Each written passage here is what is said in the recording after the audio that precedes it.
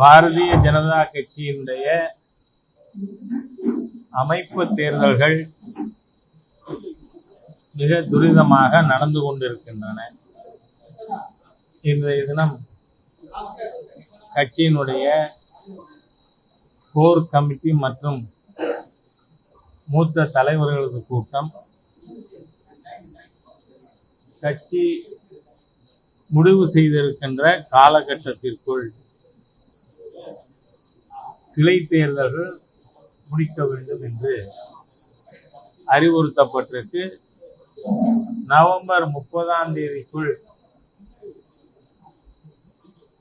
கிளை தேர்தல்கள் முடியும். டிசம்பர்ல நகர் ஒன்றியத்திற்கான தேர்தல், பிறகு மாவட்ட தேர்தல்கள் முடியும். மாநில தலைவர் தேர்தல், அகில இந்திய தலைவர் தேர்தல் ஜனவரியிலே நடத்தப்படும். அதற்காக பொறுப்பாளர்கள் யார் யார் எந்தெந்த மாவட்டத்தில் பணியாற்றுவது ஆகிய விஷயங்கள் இன்று முடிவு செய்யப்பட்டன. நீதிமன்றத்தின் மூலமாக இந்த விஷச்சாராய அரசின்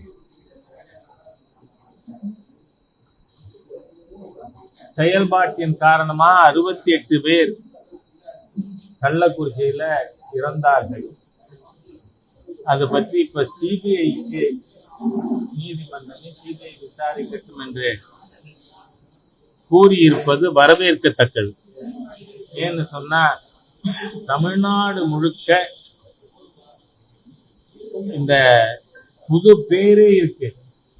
டாஸ்மாக் சாராயம், சந்துக்கடை சாராயம்னு ஒண்ணு. ஏன்னா என்னுடைய அருமை நண்பர் துரைமுருகன் அவர்களே ஒத்துன்னு இருக்கார். டாஸ்மாக் சரக்குல போதை ஏறுறது இல்லைங்கிறதுனால சந்துக்கடை சரக்கு தேடி தமிழ் குடிமக்கள் போறாங்க அப்படின்னு அரசாங்கத்தினுடைய முழு ஃபெயில்யூர் கள்ளக்குறிச்சி சம்பவம். It is slur on the face of Tamil Nadu administration. ஆகவே அது சிபிஐ விசாரிக்கிறது தான் ஆரம்பத்திலேருந்து நாம கேட்டோம். இன்னைக்கு நீதிமன்றத்திலே அது முடிவு செய்யப்பட்டிருப்பது வரவேற்கத்தக்கது. அதாவது எல்ஐசி விஷயத்துல எல்லா மொழிகளிலும் அவங்க அந்த ஆட் கொடுத்திருந்தாங்க.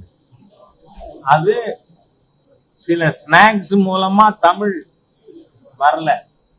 ஆனா எனக்கு பெரிய ஆச்சரியம், உடனே முதலமைச்சர் அது ஒரு பெரிய இஷ்யூவா எடுத்து பேசுறது. நான் ஒரு கேள்வி கேட்கிறேன், தமிழகத்தில் திராவிட முன்னேற்ற கழகம் தமிழுக்காக பேசுறதுக்கு எந்த அருகதையாவது இருக்கா? ஏனென்றால் பள்ளி கல்வித்துறை அமைச்சர் மகேஷ் பொய்யாமொழி, அவர் மகன் தமிழ் படிக்கலன்னு செய்தி வந்தது. அவர் தன் மகனை தன் வீட்டுல நீங்க தமிழ் சொல்லி கொடுக்க மாட்டீங்க, ஆனா தமிழக மக்களுக்கு இருமொழி கொள்கைன்னு பேசுவீங்களா? ஸ்டாலின் குழந்தைகள், கனிமொழி குழந்தைகள், அவங்க வீட்டுல இருக்கிறவங்க எல்லாம் இருமொழி கொள்கை படிக்கிறீங்களா, ஃபாலோ பண்றீங்களா? உங்க பள்ளிக்கூடம் வெட்கமே இல்லாம சிபிஎஸ்இ பள்ளிக்கூடம் நடத்துற குற்றவாளிகளின் கட்சி Dravida Munnetra Kazhagam. I am for it. CBSE சிலபஸ நான் எதுக்கல, ஆனா நாம தமிழ் வேஷம் போடல. ஆனா இந்த தமிழ் வேஷம் போடுற இந்த திராவிட முன்னேற்ற கழகத்தினர் அவங்க குழந்தைகள் 3 மொழி படிக்கும், 4 மொழி படிக்கும். ஆனா என் ஏழை தமிழ் விவசாயியின் குழந்தை 3ஆம் மொழி படிக்க கூடாதா? ஏழை தொழிலாளர் குழந்தை படிக்க கூடாதா? இவர்கள் தீய சக்தியா இல்லையா? இன்னைக்கு மகேஷ் பொய்யாமொழி கிளாரிஃபை. ஏன் உங்க பையன் பிரெஞ்சு படிக்கணும்? ஏன் தமிழ் படிக்கல? ஏன் திராவிட முன்னேற்ற கழகத்தில் இருக்கிறவங்களுடைய குழந்தைகள்லாம் சமச்சீர் கல்வியில சேர்க்க மாட்டீங்க உங்க குழந்தைகளை?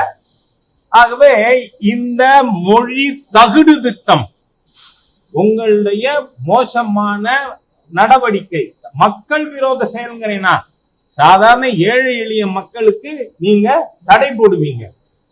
அரசு பள்ளிக்கூடத்துல அவங்களுக்கு ஆப்ஷனலா நீங்க பாத்தீங்கன்னா திராவிட முன்னேற்ற கழகம் காங்கிரஸோட மத்தியில் ஆட்சியில் இருந்தது. அந்த 10 வருஷமும் 3வது மொழிங்கிறது ஹிந்தி இருந்தது. முதல்ல மாண்புமிகு பிரதமர் மோடி அவர்கள் பொறுப்பேற்ற பிறகு திரு கஸ்தூரிரங்கன் கமிட்டியினுடைய பரிந்துரையின் பேரில் தாய்மொழி ஆங்கிலம், any one of the Indian லாங்குவேஜஸ்னு கொடுத்திருக்கிற ஒரே அரசாங்கம் இன்னைக்கு சுதந்திர இந்தியாவிலேயே பிரதமர் மோடி அவருடைய அரசாங்கம் தான். ஏன்னா இந்த national education policy Rajiv Gandhi அவர்கள் பிரைம் மினிஸ்டரா இருந்தப்போ முடிவு செய்யப்பட்டது. அதுல 3வது மொழி ஹிந்தி ஆர் சன்ஸ்கிரிட்னு இருந்தத any one of the Indian லாங்குவேஜஸ்னு சொல்லி எல்லா மொழிகளுக்கும் முன்னுரிமை கொடுத்து அவரவர் தங்கள் குழந்தைகளை தான் விருப்பப்பட்ட மொழி கற்றுக் கொடுக்கலாம்னு சொன்னா திருப்பி கொஞ்சம் கூட வெட்கமே இல்லாமல் முதல்வர் அவர்களும் சரி, அவருடைய திராவிடியன் ஸ்டாக் அவர்கள் பேசிக் கொண்டிருப்பது மத்திய அரசை குறை சொல்லுவதை மக்கள் மறுத்தளிக்க ஆரம்பித்திருக்கிறார்கள். உங்க வேஷம் இனிமே எடுபடாது. 64, 67 திராவிட முன்னேற்ற கழகம் வேற. அன்னைக்கு நீங்க குற்றவாளியா இல்ல, ரா. ஆனா இன்னைக்கு எல்லா திராவிட முன்னேற்ற கழகம் முதலமைச்சர் குடும்பத்திலிருந்து எல்லாருமே குற்றவாளிகள் தமிழ் விஷயத்துல. ஆகவே பேச வேண்டாம் தயவு செஞ்சு. இனிமே இந்த மாதிரியான ட்விட்டர் போடுறது, அறிக்கை கொடுக்கறதெல்லாம் மாண்புமிகு முதல்வர் அவர்கள் நிறுத்தி கட்டணும்னு நான் ரிக்வெஸ்ட் பண்ணி கேட்டு. அவ்வளவுதான்.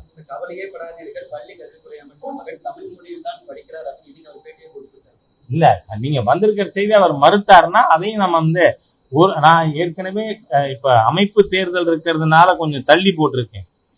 இங்க சென்னையில இருக்கிற எல்லா கார்பரேட்டர்ஸும் அவங்க குழந்தைகள் எல்லாம் சமச்சீர் கல்வியில் படிக்கிறதா அல்லது சிபிஎஸ்இல படிக்கிறதான்னு லிஸ்ட் எடுக்க சொல்லி இருக்கேன். ஏன்னா ஏற்கனவே நான் 40 திராவிட முன்னேற்ற கழக தலைவர்கள் நடத்துற சிபிஎஸ்இ பள்ளிக்கூடத்தை பத்தி பட்டியல் வெளியிட்டவன் 4 வருஷம் முன்னாடியே. அது இவர்கள் ரெட்ட வேஷம் போடுறவங்க. தன் வீட்டுக்கு ஹிந்தி வேணும், தன் வீட்டுக்கு சம்ஸ்கிருதம் வேணும், ஆனா ஏழை தமிழ் மக்கள் படிக்க கூடாது. புறவளையை நிறுத்துவேன், படிக்காதேன்னு சொல்லுவேன். அதெல்லாம் சரியில்லை. Okay, thank you. இந்த பையனே சொல்லி இருக்காங்கிறார் நம்ம நண்பர். அதனால நான் என்ன சொல்றேன், திராவிட முன்னேற்ற கழகம் பொய்யர்களின் கட்சி தானே. நீங்க பாருங்க, கொதிச்சு எழுந்தார் யாரோ ஒருத்தர் ஆன்மீகம் பேசினார்னு நம்ம அன்பில் என் பேட்டையிலே அப்படின்னு. நான் இப்ப கேட்கிறேன், தூத்துக்குடி மாவட்டத்துல ஒரு பள்ளியினுடைய உடற்கல்வி ஆசிரியர் அந்த மாணவிய பாலியல் துன்புறுத்தல் பண்ணினாரா இல்லையா? இங்க என்ன பிஎஸ்பி பள்ளிக்கூடத்துக்கு கவிஞர் கனிமொழியா அவங்க இந்த பள்ளிக்கூடத்தை அரசு எடுக்க வேண்டி இருக்கும்னு அன்னைக்கு அறிக்கை கொடுத்தாங்க. Where is Kanimozhi? கவிஞர் கனிமொழி எங்க இருக்காங்க? ஏன் தேட வேண்டி இருக்கு? உங்க தொகுதியில பெண் குழந்தை பாலியல் வன்கொடுமை செய்யப்பட்டிருக்கு, ஏன் பேசல? நான் கேட்கிறேன், இது ஹிந்து பள்ளிக்கூடம் பேசுனீங்க, அது முஸ்லிம் பள்ளிக்கூடம் பேச மாட்டீங்களா? எனக்கு ஆன்சர் தெரியணும்.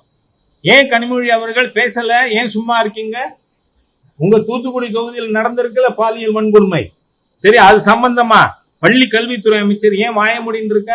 ஒருத்தர் யாரோ விஷ்ணுவா, மகாவிஷ்ணு, அவர் ஏதோ ஆன்மீகம் பத்தி பேசிட்டாருன்னு எவ்வளவு நாடகம் போட்டார் வெட்கமே இல்லாம. ஏன் இன்னைக்கு தூத்துக்குடி பத்தி பேசல? அது உங்க பேட்டையில வராதா?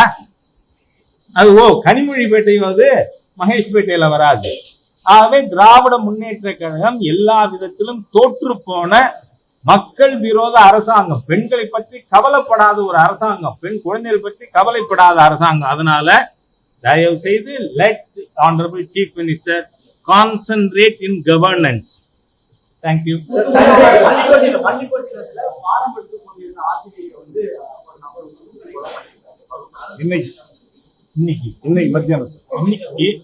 இன்னைக்கு கிரைம் பீட்ல சேர்த்துக்க வேண்டியதா?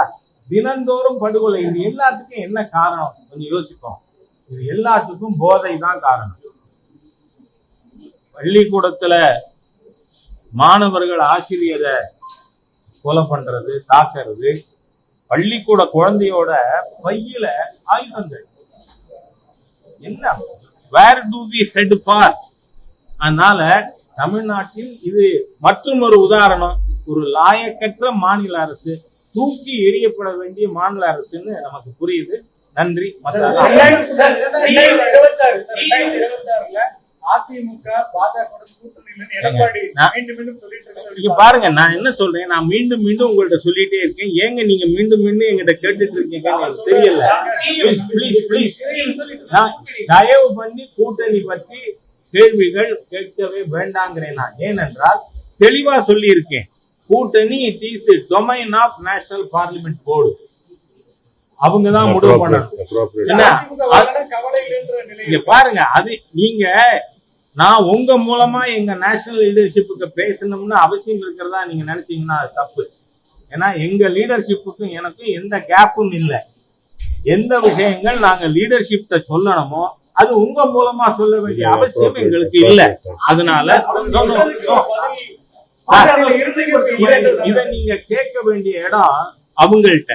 நான் தெளிவா சொல்லிட்டேன், எந்த கட்சியோடும் கூட்டணி பற்றி பாரதிய ஜனதா கட்சி நாங்கள் அறிவிப்பு செய்ய மாட்டோம்.